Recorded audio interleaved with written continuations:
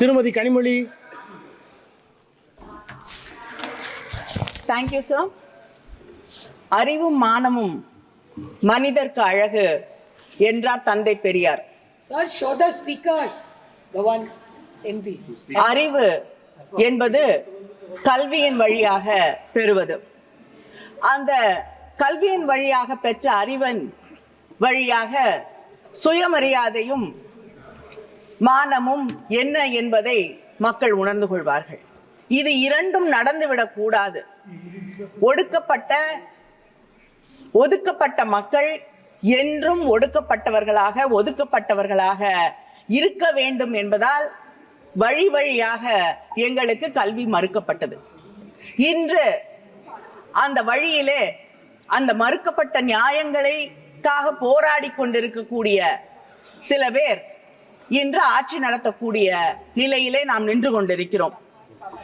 பிஜேபியோடைய 2014 தேர்தல் அறிக்கையிலே investment in education yields the highest returns என்று அவர்கள் சொல்லி இருக்கிறார்கள். ஆனால் காத்து கொண்டிருக்கிறோம் அந்த எடுகேஷன்ல இன்வெஸ்ட் பண்ணக்கூடிய தினம் எதுவாக இருக்கும் என்று. யூபிஏ அரசாங்கத்திலே ஜிடிபியில 4.77% கல்விக்காக ஒதுக்கப்பட்டது. தமிழ்நாட்டிலே எங்களுடைய முதலமைச்சர் அவர்கள் கல்விக்காக தமிழ்நாட்டு ஜிடிபியிலே 12% ஒதுக்கீடு செய்கிறார். ஆனால் இந்த அரசாங்கம் யூனியன் கவர்மெண்ட் அவங்களுடைய நிதிநிலை அறிக்கையிலே இந்த ஆண்டு 2.5% கல்விக்காக ஒதுக்கீடு செய்யப்பட்டிருக்கிறது. அருகிலே இருக்கக்கூடிய பூட்டான்ல 8% ஒதுக்கீடு செய்கிறார்கள். ஆனால் இந்தியாவிலே 6% கூட நாம் இன்று வரை தொடவில்லை. கல்வி என்பது பொது பட்டியலிலே இருக்கிறது. It is in the concurrent list. ஆனால் இங்க இருக்கக்கூடிய ஒன்றிய அரசாங்கம் ஏதோ அது அவர்களுக்கு கொடுக்கப்பட்ட ஒன்றாக, அவர்களுக்கு மட்டுமே உரிமை இருக்கக்கூடிய ஒன்றாக நினைத்து கொண்டு நடந்து கொள்கிறார்கள். கல்விக்காக ஒதுக்கீடு செய்யப்படக்கூடிய நிதியில் 60% ஒன்றிய அரசாங்கம் தர வேண்டும், 40% மாநில அரசாங்கம் தரக்கூடிய ஒன்று. ஆனால் உண்மை நிலை என்னவென்றால் செஸ் 4% ஹெல்த் அண்ட் எஜுகேஷன் என்ற பெயரிலே வாங்குகிறார்கள்.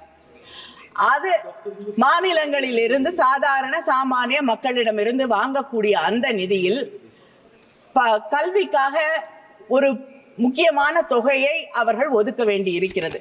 அப்படி பார்க்க போனால் கிட்டத்தட்ட 50% மேலாக கல்விக்காக நிதியை வழங்கி கொண்டிருப்பது மாநில அரசாங்கம் தான். கல்வி பொதுப்பட்டியலில் இருக்கிறது. அதற்கான அதிகமாக நிதியை தரக்கூடியவர்கள் நாங்கள்.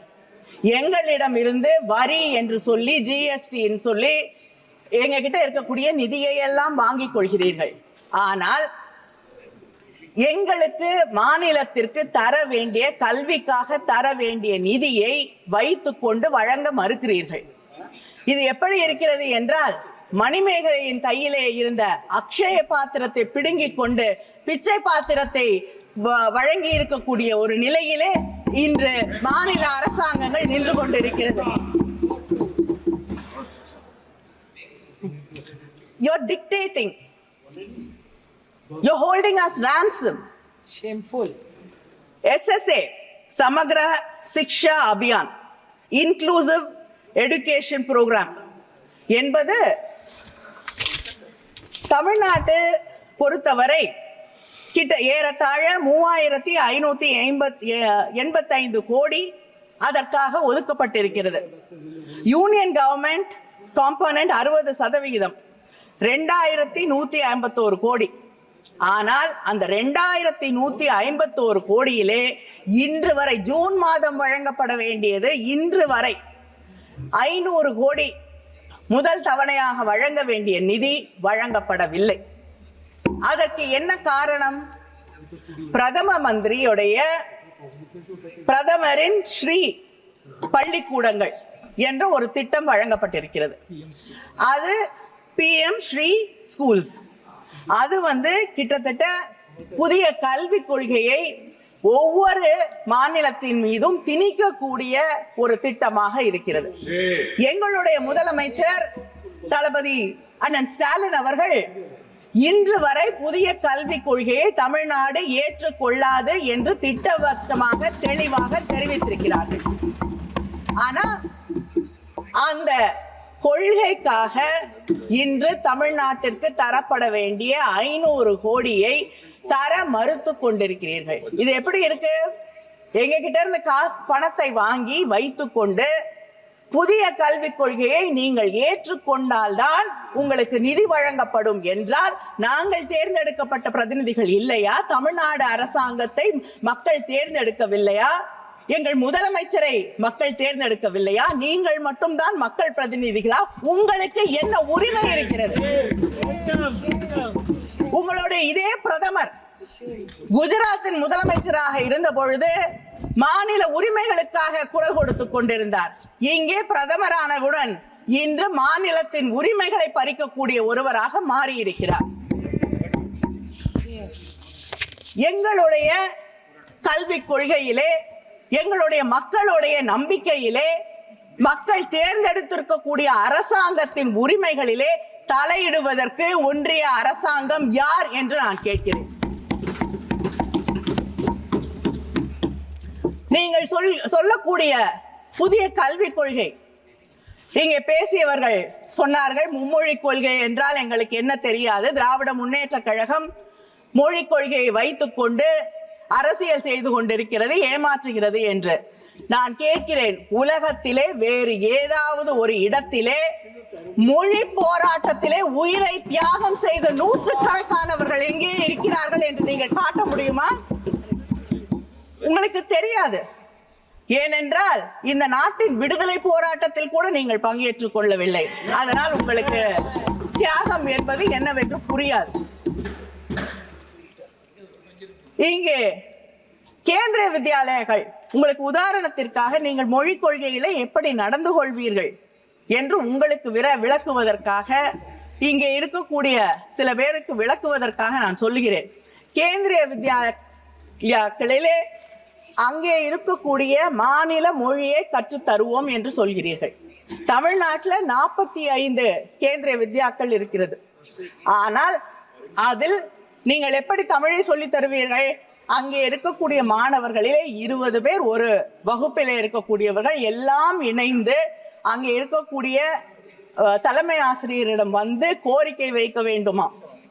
அப்படி கோரிக்கை வைத்தால் தமிழ் அங்கே அதற்காக ஆசிரியர் நியமிக்கப்பட்டு, ஆசிரியர் கிடைத்தால் நியமிக்கப்பட்டு அங்கே தமிழ் சொல்லி தரப்படும். இது தமிழ்நாட்டிலே நாங்க கோரிக்கை வைத்து கெஞ்சி போராடி தமிழை கற்றுக்கொள்ள வேண்டும். கேந்திரிய வித்யாக்களிலே 45 பள்ளிகளிலே 15 பள்ளிகளில் தான் தமிழ் சொல்லி தரப்படுகிறது.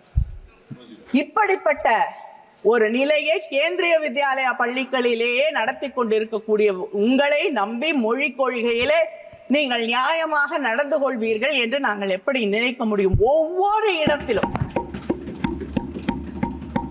ரயில்வே ஸ்டேஷன்ல போய் டிக்கெட் வாங்க முடியல, அங்கேயும் ஹிந்தியை திணித்துக் கொண்டிருக்கிறீர்கள். அப்படிப்பட்ட இந்த அரசாங்கம் எங்கள் மீது ஹிந்தியை திணிக்காது. ஹிந்தியை மட்டுமா திணிக்கிறீர்கள், சமஸ்கிருதத்தையும் திணித்துக் கொண்டிருக்கிறீர்கள் ஒவ்வொரு வழியிலும். எப்படி நாங்கள் உங்களை நம்பி மொழிக் கொள்கையில நீங்கள் நியாயமாக நடந்து கொள்வீர்கள் என்று நினைக்க முடியும்? அது மட்டும் இல்லை, எங்களுடைய தமிழ்நாட்டு முதலமைச்சர் அவர்கள் காலை உணவு திட்டத்தை கொண்டு வந்திருக்கிறார். கிட்டத்தட்ட 1,14,000 குழந்தைகளுக்கு மேல் காலை உணவு திட்டத்தால் பயன்பட்டு கொண்டிருக்கிறார்கள். மதிய உணவு திட்டத்தை கொண்டு வந்ததும் தமிழகம் என்ற பெருமையை நாங்கள் தனையுமென்று சொல்லிக் கொள்வோம். ஆனால் PM போஷான் என்ற திட்டம் நாடு முழுவதும் இருக்கக்கூடிய இந்த திட்டத்திற்கு இந்த அரசாங்கம் அந்த திட்டத்திற்கான மதிப்பீடு 11,600 கோடி. அதுல குழந்தைகளுக்கு உணவு தரக்கூடிய திட்டத்திலே நீங்கள் ஒதுக்கீடு செய்திருப்பது 10,000 கோடி. உணவு, குழந்தைகளுக்கு உணவு தரக்கூடிய இந்த PM போஷான் திட்டத்திற்கு கூட போதிய நிதியை ஒதுக்க முடியாத நீங்கள் எங்களுக்கு கல்வியை பற்றி சொல்லித் தருகிறீர்கள். நாங்கள் அதற்கு தலைவணங்கி ஏற்றுக்கொள்ள வேண்டும். அதே போல நான் எடுக்கப்பட்டிருக்கக்கூடிய ஒரு நேஷனல் சாம்பிள் சர்வேல இந்த நாட்டிலே அதிகமாக பெண் குழந்தைகள் பள்ளியிலிருந்து நிறுத்தப்படுவதற்கு காரணம் அவர்கள் வீட்டு வேலைகளை செய்ய இருப்பதால். ஆண் பிள்ளைகள் நிறுத்தப்படுவது எக்கனாமிக் ஆக்டிவிட்டீஸின் காரணமாக, தொழிலை அவர்கள் தொடங்கி அங்கே இருக்கக்கூடிய குடும்பத்திற்கு பொருளாதாரத்தை ஈட்டி வருவதற்காக. இந்த புதிய கல்விக் கொள்கையிலே நீங்கள் விஸ்வகர்மா என்ற திட்டத்தை கொண்டு வந்து இந்த பிள்ளைகளை படிக்கக்கூடிய வாய்ப்புகளை எல்லாம் மறுத்து வழி வழியாக எந்த குலக்கல்வியை திராவிட முன்னேற்ற கழகமும் திராவிட இயக்கமும் எதிர்க்கிறதோ அதே கல்வியை கொண்டு வந்து எங்கள் பிள்ளைகளின் படிப்பை, எதிர்காலத்தை நாசமாக்க துடித்துக் கொண்டிருக்கக்கூடிய அந்த புதிய கல்விக் கொள்கையை எங்களால் எப்படி ஏற்றுக்கொள்ள முடியும்? இதே போல மொழி திணிப்பை பற்றி சொல்லுவதென்றால், தெலுங்கானால நீங்க சொல்லக்கூடிய ஏகலைவா மாடல் ஸ்கூல்ஸ்ல கிட்டத்தட்ட 47 பேர் வேலைக்கு எடுக்கப்பட்டிருக்கிறார்கள் பள்ளிக்கூடங்களிலே. அதிலே 44 பேர் ஹரியானாவில் வந்திருக்கிறார்கள், தெலுங்கானாவில் இருக்கக்கூடிய பள்ளிகளிலே கல்வி சொல்லிக் கொடுப்பதற்காக. எப்படி படிப்பாங்க அந்த பிள்ளைகள்? இப்படி புதிய கல்விக் கொள்கையின் வழியாக இந்த பள்ளிகளிலே இருக்கக்கூடிய அந்த ட்ரைபல் ஸ்கூல்ஸ்ல இருக்கக்கூடிய மாணவர்களின் கல்வியை கெடுப்பதற்கான ஒரு வழிவகையை உருவாக்கி கொண்டிருக்கிறீர்களே தவிர அவர்களை காப்பாற்றுவதற்காக, அவர்கள் எதிர்காலத்தை பற்றி கவலைப்படக்கூடிய ஒரு திட்டத்தை நீங்கள் உருவாக்கவில்லை. அதே போல் ஹையர் எஜுகேஷன், ஒவ்வொரு ஆண்டும் உயர்கல்வியிலே நீங்கள் ஒதுக்க வேண்டிய நிதியை குறைத்துக் கொண்டே இருக்கிறீர்கள். அதை தாண்டி கிளஸ்டர் ஸ்கூல்ஸ், அதிகமாக மாணவர்கள் இல்லை. தமிழ்நாட்டில் ஒரு மாணவன் இருந்தால் ஒரு பள்ளியை மூடாமல் நடத்தி கொண்டிருக்கிறோம். ஆனால் அதிகமாக மாணவர்கள் இல்லை என்றால் அந்த பள்ளிக்கூடத்தை மூடிவிட்டு அந்த ஊரில் இருந்து பல கிலோமீட்டர் அதிகமாக தூரமாக இருக்கக்கூடிய ஒரு இடத்திலே எல்லா மாணவர்களையும் கொண்டு வந்து கல்வியை நாங்கள் அவர்களுக்கு சொல்லித் தருவோம் என்றால் அந்த கிராமங்களிலே மலை பகுதிகளிலே வாழ்ந்து கொண்டிருக்கக்கூடிய ஆண் பிள்ளைகளும் பெண் பிள்ளைகளும் எப்படி கல்வியை பெறுவார்கள் என்று நீங்கள் சிந்தித்து பார்க்க வேண்டாமா? அதே போல எங்களுடைய தலைவர் கலைஞர் அவர்கள் ஒவ்வொரு சின்ன ஊரிலும், ஈவன் ஸ்மால் டவுன்ஸ், அங்கே இருக்கக்கூடிய பெண்களும் அங்கே இருக்கக்கூடிய வாய்ப்புகள் வசதிகள் பெருகாத குடும்பங்களிலே இருக்கக்கூடியவர்கள் நகரங்களிலே வந்து தங்கி படிக்க முடியாது, அவர்களுக்கு கல்வி கிடைக்காது, உயர்கல்வி கிடைக்காது என்பதற்காக அங்கே எல்லாம் கல்லூரிகளை உருவாக்கினார். அதனாலதான் நீங்க இன்னும் 30 வருஷம் பொறுத்து ஒரு கனவு கண்டு கொண்டிருக்கிறீர்களே 50% உயர்கல்வியை எட்டி விடுவோம் என்று. அதை தமிழ்நாடு என்றோ தாண்டி விட்டதற்கு காரணம் சின்ன சின்ன ஊர்களிலே நாங்கள் அங்கே கல்லூரிகளை உருவாக்கி வைத்திருப்பதற்கு. ஆனா அந்த செயல் திட்டத்தை கொண்டு வந்த தலைவர் கலைஞர் அவர்களின் வழியிலே வந்திருக்கக்கூடிய ஆட்சி இந்த கல்லூரிகளை மூடக்கூடிய உங்களை, உங்களுடைய புதிய கல்விக் கொள்கையை எப்படி ஏற்றுக்கொள்ளும் என்று நான் கேட்கிறேன். அது மட்டும் இல்லை, இன்னும் சொல்வதற்கு நிறைய இருக்கிறது. இன்னும் சில நிமிடங்கள். கருத்துக்கள் நிறைய இருக்கு, ஆனா சீக்கிரம் முடிக்கிறேன். நீட் எங்கள் தமிழ்நாட்டிலே சாதாரண குடும்பங்களை சார்ந்த கிராமப்புறங்களிலே இருக்கக்கூடிய பிள்ளைகள் படிப்பதற்காக தலைவர் கலைஞர் அவர்கள் ஒவ்வொரு மாவட்டத்திலும் அரசு மருத்துவ கல்லூரிகளை கொண்டு வந்தார்கள். நீங்கள் நீட் பரீட்சைகளை கொண்டு வந்து அங்கே இருக்கக்கூடிய மாணவர்களின் கனவுகளை எல்லாம் சிதைத்துக் கொண்டிருக்கிறீர்கள். எத்தனை பேர், எத்தனை மாணவர்கள் உயிரை மாய்த்து கொண்டிருக்கிறார்கள். அதை பற்றி உங்களுக்கு கவலை இல்லை.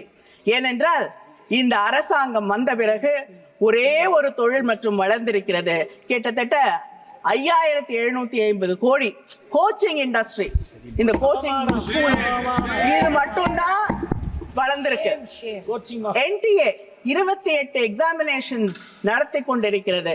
யாராவது ஒருத்தர் வந்து அரசாங்கத்திலிருந்து அங்கே நிரந்தர பணியில இருக்கிறார்களா என்றால் இல்லை. நீங்க சொன்ன பதில் தான் நான் கேட்ட கேள்விக்கு. There is not one single person who is a permanent employee and who is answerable. அப்ப கேள்வித்தாள்கள் வந்து அதில் இருக்கக்கூடிய ரகசியத்தை எப்படி பாதுகாப்பீர்கள்?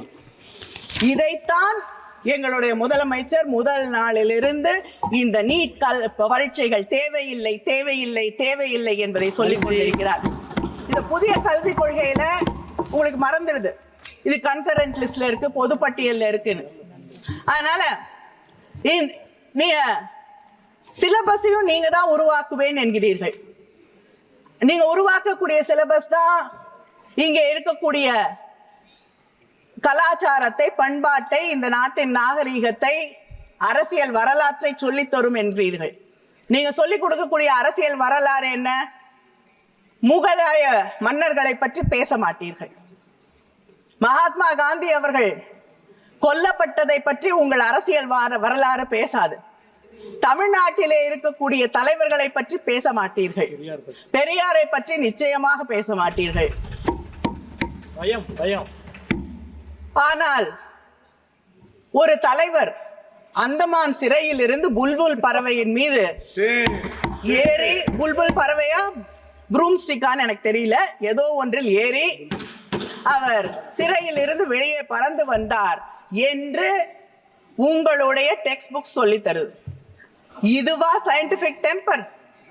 இதையா மாணவர்களுக்கு நீங்கள் சொல்லி தருவீர்கள், நாங்கள் ஏற்றுக்கொள்ள வேண்டும்? நேற்று இந்த அவையிலே திராவிட இயக்கம் just one more minute sir, just 1 minute please. திராவிட இயக்கம் என்பது காலம் காலமாக ஜாதி என்ற அந்த அமைப்பை ஒழிக்க வேண்டும், ஜாதி என்ற அந்த கட்டமைப்பை உடைக்க வேண்டும் என்று பாடுபடக்கூடியவர்கள். நீதி கட்சியில் இருந்து தந்தை பெரியாரில் இருந்து பேரறிஞர் அண்ணாவில் இருந்து தலைவர் கலைஞர், இன்று எங்களுடைய முதலமைச்சர் வரை இதற்காகவே தன் வாழ்க்கையை அர்ப்பணித்துக் கொண்டவர்கள். நேற்று இந்த அவையிலே நான் வருத்தத்தோடு சொல்கிறேன், ஒரு தாயின் வருத்தத்தோடு, ஒரு தங்கையின் வருத்தத்தோடு, ஒரு சகோதரியின் வருத்தத்தோடு இதை இங்கே பதிவு செய்கிறேன். இங்கே இருக்கக்கூடிய இந்த அவையிலே a member of parliament இன்னொருவரை பார்த்து கேள்வி கேட்கிறார், உனக்கு உன் ஜாதி என்ன என்று தெரியாது என்று. அந்த ஜாதி என்று என்ன என்று தெரிந்து கொள்வதிலே என்ன பெருமை இருக்கிறது என்று எனக்கு தெரியவில்லை. ஜாதி அற்றவராக வாழ்வதில் தான் பெருமை இருக்கிறது என்பதுதான் திராவிட இயக்கத்தின் கொள்கை.